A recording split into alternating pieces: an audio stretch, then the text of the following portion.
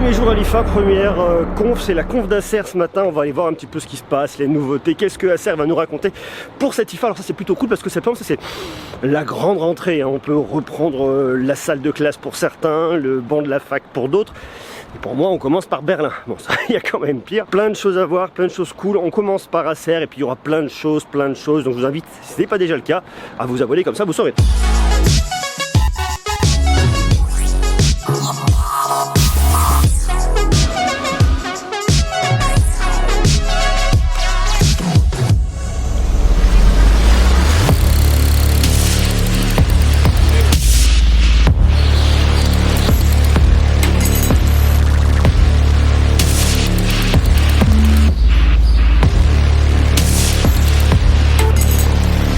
On est avec Karim, on est sur le stand d'Acer. Il y a eu ce matin la conf de presse qui présente un peu la nouvelle ligne directrice pour ce deuxième semestre 2019. Je dis pas de bêtises, hein, tu me corriges. Exactement. On est au top. Des nouveaux produits. Swift 5. Swift 5, Triton 300, nouvelle plateforme, Planet 9. Voilà, pas mal de nouveautés. Et aussi Concept D. Oui, Concept D. Alors ce que je te propose, c'est on fait un petit tour. Tu me montres les nouveaux produits. Et puis on testera tout ça plus tard.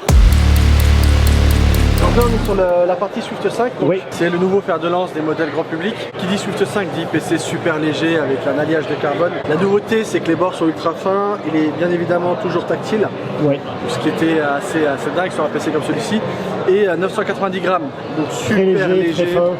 Et bien qu'il soit super léger, on reste sur le top en termes de composants, donc on est sur un processeur Core i7 de 10e génération. Donc les tout nouveaux Cross Intel. Donc beaucoup plus rapide, plus performant. Ouais, meilleure autonomie, meilleure gestion d'énergie. Donc on est sur un modèle qui peut aller jusqu'à 12h30 de batterie. Donc on charge la veille et on passe la journée avec sans problème. Top. Donc c'est vraiment quelque chose qui était intéressant, et en plus de ne pas avoir besoin du chargeur qui du coup pèse presque plus lourd que le PC, quoi.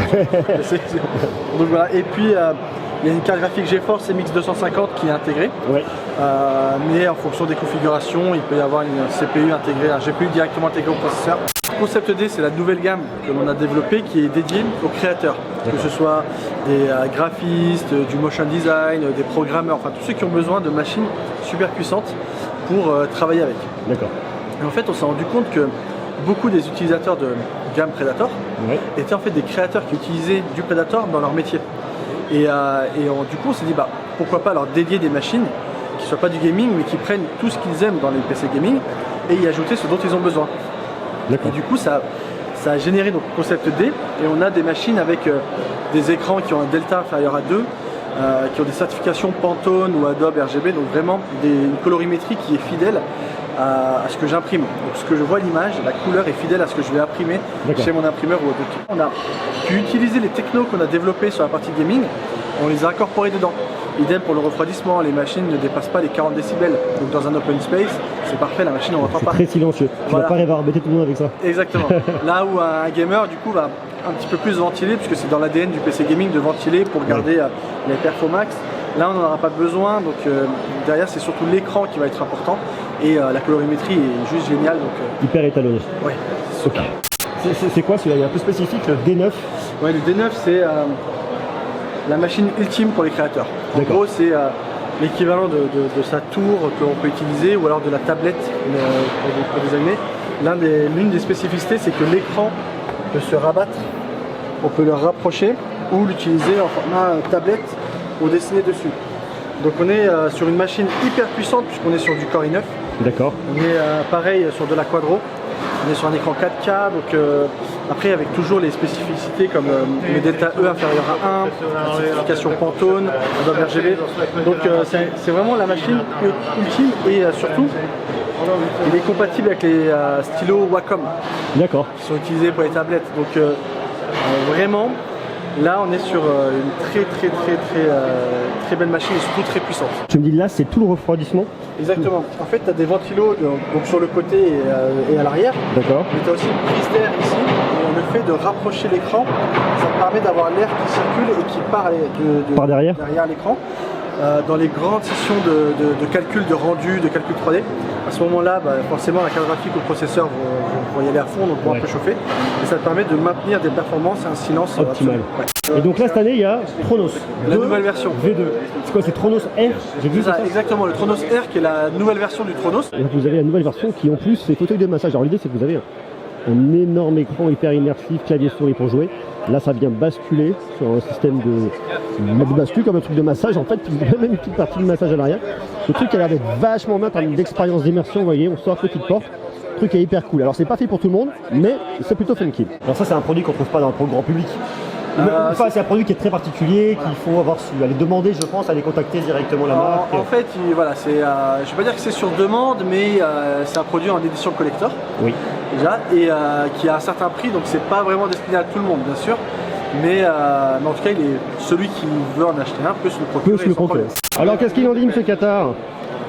T'as vu, hein? Paf, on arrive, on le tape en film. Par contre, t'as vu le monde qu'il y a là-bas pour voir le concept des impressionnant, impressionnant. 5399 €, je viens de choper l'info sur le prix. Bravo, bravo. Un truc de malade quoi. Ça va? Ça va, mon Nico. Et pour la partie gaming du coup? Alors, pour la partie gaming, on présente le Triton 300, ouais, qui est le petit frère du Triton 500. D'accord. Donc très haut de gamme, assez fin pour du gaming avec un châssis en aluminium. On est là sur un PC équipé en GTX 1650. Ok. Donc une carte graphique assez intéressante pour le jeu en mobilité. Derrière, donc c'est un 15,6 pouces avec un écran mat anti-reflet. On est sur du Core i7 avec un écran 144 Hz et 3 millisecondes de temps de réponse. Ok. Donc sur une super belle machine, très élégante, qui peut être emportée partout et qui peut être utilisée pour jouer ou même pour travailler un peu et jouer de temps en temps. Donc c'est hyper intéressant comme machine. D'accord, ok. Donc là tu t'adresses vraiment à des hardcore gamers plutôt là-dessus. Pas trop sur du casual gamer. C'est entre les deux. Entre les deux, puisque il y a la partie casual où on veut un PC un peu élégant, un peu sympa. Peut-être qu'on peut travailler dessus et du coup le sortir à la fac ou même dans son boulot quand on est freelance, travailler dessus.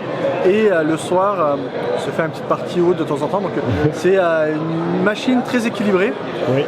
Et après pour le joueur qui est un petit peu plus hardcore, type League of Legends ou Fortnite ou PUBG, c'est super.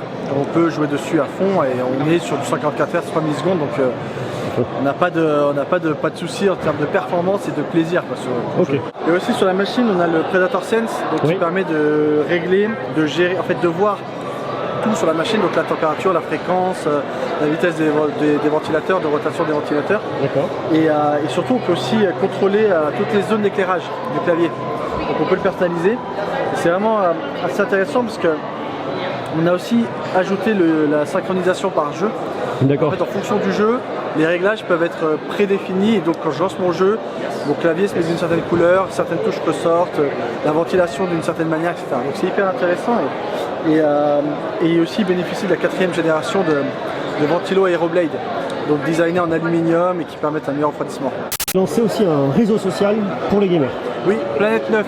Planète 9. C'est quoi la volonté en fait à la base? En fait c'est d'aller plus loin que seulement la fabrication de machines ou de hardware. D'accord. C'est vraiment d'être dans l'écosystème et d'aider l'écosystème aussi à se développer. Ouais. Donc il y a toute une partie sur le site qui est consacrée plus aux joueurs qui veulent monter leur équipe, avoir des statistiques sur leur manière de jouer, où est-ce qu'ils peuvent s'améliorer.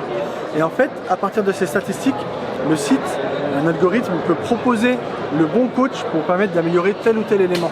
Ça c'est fou, c'est-à-dire que tu as donc des joueurs aguerris qui vont pouvoir coacher des joueurs un peu moins aguerris sur certaines fonctionnalités, sur certaines performances qu'ils vont avoir. Sur leur jeu de prédilection et même des équipes entières peuvent être coachées par un coach via la plateforme.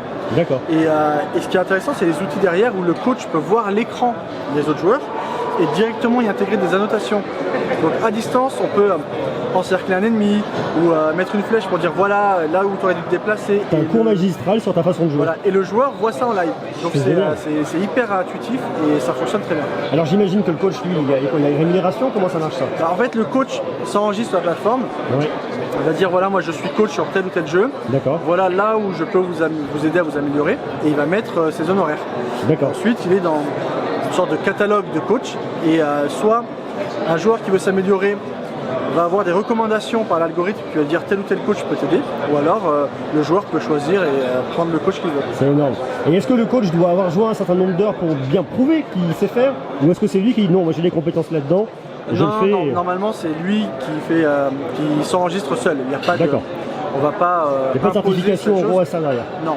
Okay. Par contre, il y a les commentaires, les ratings, les étoiles. Donc un bon coach ressortira toujours et mauvais coach entre guillemets sera identifié et sera dans le bas de classement. Ok, ça c'est top, ça c'est vraiment top, hein. C'est marrant parce qu'effectivement on se dit voilà, Acer là vous êtes fabricant.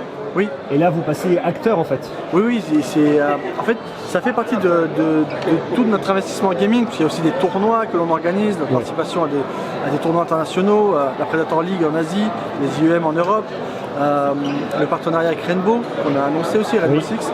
Donc Predator, c'est pas seulement des machines, c'est aussi une vraie participation à l'écosystème et un vrai support pour le développement. Donc c'est quelque chose qui nous plaît énormément et pour nous ça semble naturel. Bon voilà pour cette découverte un peu du côté de chez Acer.